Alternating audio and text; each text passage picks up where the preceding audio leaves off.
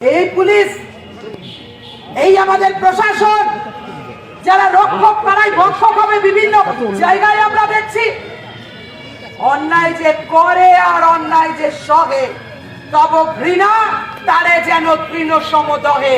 আর ওই অন্যায় যারা করছেন, ওই কৌশিক করদের মতো তাদেরকে যারা মদত করছেন, তাদেরকে যারা গ্রেফতার করছেন না বা করলেও কতক্ষণে আবার ছাড় দিয়ে দেবেন সেই কথা ভাবছেন, তারা একই দোষে দোষী। বলবো, একটু বাড়িতে গিয়ে নিজের মেয়ের দিকে তাকান, একটু নিজের স্ত্রীর দিকে তাকান, বাড়িতে মায়ের দিকে তাকান, বুঝবেন যে 8 থেকে 80 একেবারে আমাদের রাজ্যে যেভাবে প্রতিদিন নারী নির্যাতন হচ্ছে। আরে মমতা ব্যানার্জি মহিলা মুখ্যমন্ত্রী, ওসব মানি না। মহিলা বলে মহিলাদের কথা বলছে, মানে উনি নিজে তা করেন না। পিতৃতান্ত্রিকতা ওনার নিজের প্রতিটি রঙে রঙে একের পর এক।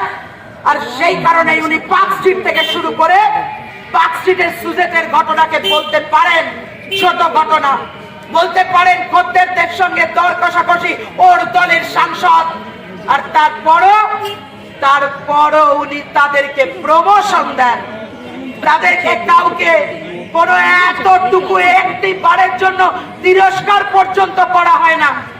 এ নাকি বাংলার নিজের মেয়ের রাজ্য।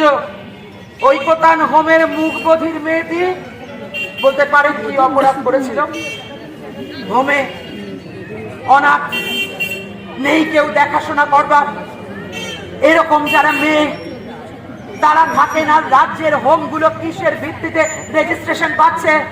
যেমন করে 26,000 চাকরির দুর্নীতি হয়েছিল, যেমন করে সাদা খাতা জমা দিয়েও কাজ পেয়েছিল, ওই রকম রেজিস্ট্রি পাওয়ার সঙ্গে তেমন কিছু জড়িত আছে কিনা?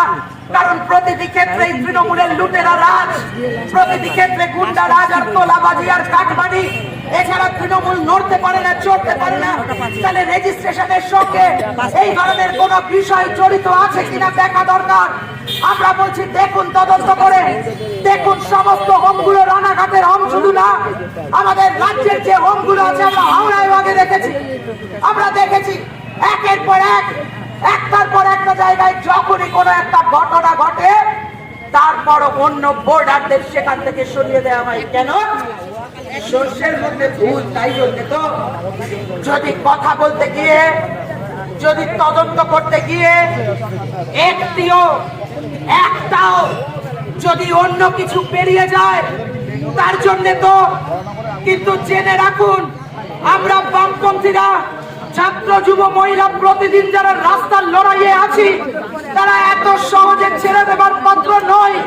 একের পর এক, একটার পর একটা এরকম ঘটনা ঘটবে, আর আপনারা হোমগুলো থেকে দুধ ঘি মাখন খাবেন।